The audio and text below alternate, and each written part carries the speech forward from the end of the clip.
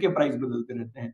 What is more important to note here is that not only the ranks change, even the companies change in the long run. What do I mean when I say companies change in the long run?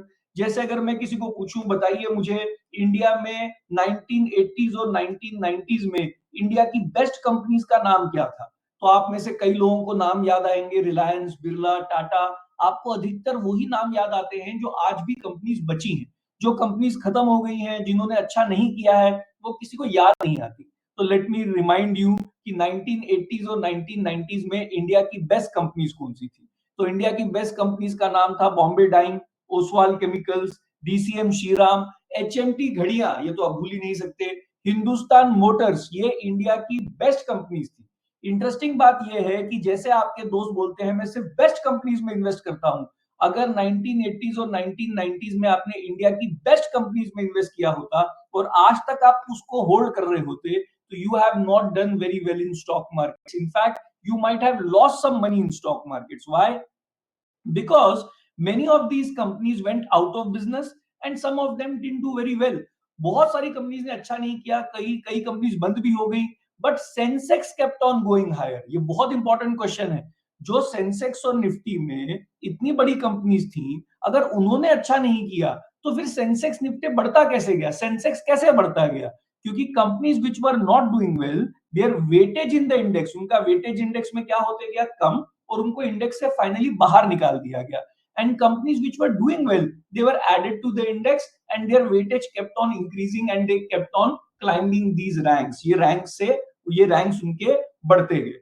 Now what is, इसका मतलब क्या है? इसका मतलब ये है कि Sensex जो है वो एक स्टैटिक बास्केट नहीं है कि कंपनीज फिक्स हो गई. सेंसेक्स जो है वो डायनामिक बास्केट है, अपडेट करते रहता है अपने आप को. जो कंपनीज खराब करती हैं ऑटोमेटिकली बाहर हो जाती हैं, जो अच्छा करती हैं वो ऑटोमेटिकली आ जाती हैं. मतलब सेंसेक्स में हमेशा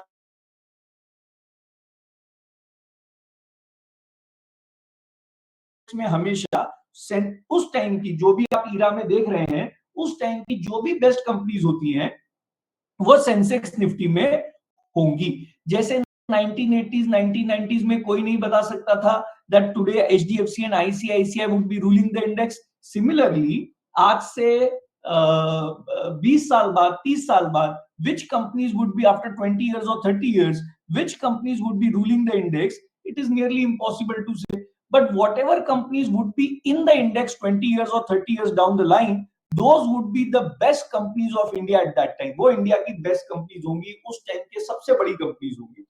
जैसे Bombay stock exchange has a very well known index known as Sensex, similarly national stock exchange has a very well known popular index known as Nifty 50. What is Nifty 50? It is basically an index basket made up of top 50 companies. कैसे decide होता है top 50? वही market capitalisation से ही decide होता है. आप market cap भी बोल सकते हैं, आप मार्केट वैल्यू भी बोल सकते हैं कंपनी की, आप मार्केट कैपिटलाइजेशन भी बोल सकते हैं, सब एक ही बात है. अब अगर आप इंडिया की टॉप 30 कंपनीज की लिस्ट बनाएंगे, अगर आप इंडिया की टॉप 30 कंपनीज की लिस्ट बनाएंगे जो किसमें होती हैं, सेंसेक्स में होती हैं, और अगर आप इंडिया की टॉप 50 कंपनीज की लिस्ट बनाएंगे जो निफ्टी 50 में होती हैं, जो पहली 30 कंपनीज हैं, दोनों ही इंडेक्स में क्या होने वाली हैं? चैट बॉक्स पे जाइए और मुझे बताइए पहली 30 कंपनीज सेंसेक्स में या निफ्टी में. अगर आपने लिस्ट मार्केट कैपिटलाइजेशन से बनाई है तो दोनों ही इंडेक्स में क्या होनी चाहिए? सेम होनी चाहिए. And the last 20 companies in Nifty 50 are going to be relatively, I'm assuming everybody understands, they are going to be relatively smaller. वो जो last 20 companies हैं, उनके बढ़ने या गिरने से इंडेक्स को इतना फर्क नहीं पड़ता. Why? Because the weightage of the last 20 companies is relatively lower. Since their weightage is lower, they do not have a huge impact on the index. तो ज्यादा इम्पैक्ट किससे पड़ता है? The first 30 companies in the index, और जो दोनों ही index में क्या है? सेम.